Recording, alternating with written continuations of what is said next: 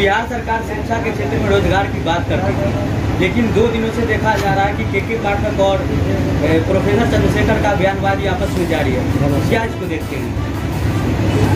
अभी शिक्षा को लेकर जब आप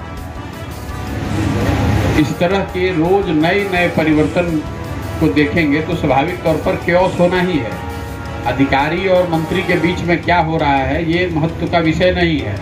महत्वपूर्ण विषय ये है कि जो नई शिक्षा नीति बनाई गई, जो नियमावली आई है, उसमें डोमिसाइल को जो चेंज किया इन्होंने, उसका इफेक्ट आप समझ लीजिए कि बिहार में जिसको शिक्षक बनना है, अगर आप बिहार में पढ़े लिखे सरकार एग्जाम ले रही हो तो एक बात है, एग्जाम लीजिए, अच्छे लोगों को शिक्षक बनाइए, लेकिन एग्जाम में सिर्फ बिहार के बच्चे नहीं, पूरे देश के बच्चे आ सकते हैं। इसका असर ये होगा कि बिहार में शिक्षक यूपी, मध्य प्रदेश और दूसरे राज्यों के आएंगे।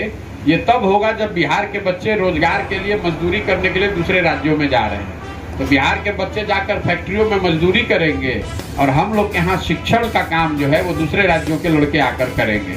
अब मंत्री महोदय इस पर क्या बोल रहे हैं और मुख्य सचिव क्या बोल रहे हैं, ये मेरे लिए कोई महत्वपूर्ण विषय नहीं है। वो आपस में खींचतान चलती रहती है, लेकिन महत्वपूर्ण विषय ये है कि शिक्षा व्यवस्था ध्वस्त है। यहाँ पर जो स्थिति है पिछले 4-5 साल, 8 साल में मुझे लगता है कि सबसे ज़्यादा नुकसान शिक्षा व्यवस्था की हुई है। मैं रोज कहता हूँ कि नीतीश कुमार जी के शासनकाल का जब इतिहास लिखा जाएगा तो ध्वस्त हुई शिक्षा व्यवस्था को उनके इतिहास का, उनके शासनकाल का सबसे बड़ा काला अध्याय बताया जाएगा। ऐसा इसलिए कि देखिए, अगर सड़क खराब है, कल अच्छी सरकार आएगी, सड़क बन जाएगी। अगर बाढ़ आ रहा है, कल बांध जल प्रबंधन की व्यवस्था हो जाए, बाढ़ आना रुक जाएगा।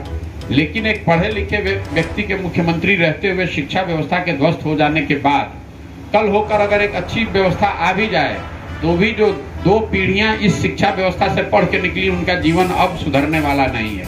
उनको पूरे जिंदगी शिक्षित समाज के पीछे ही चलना पड़ेगा।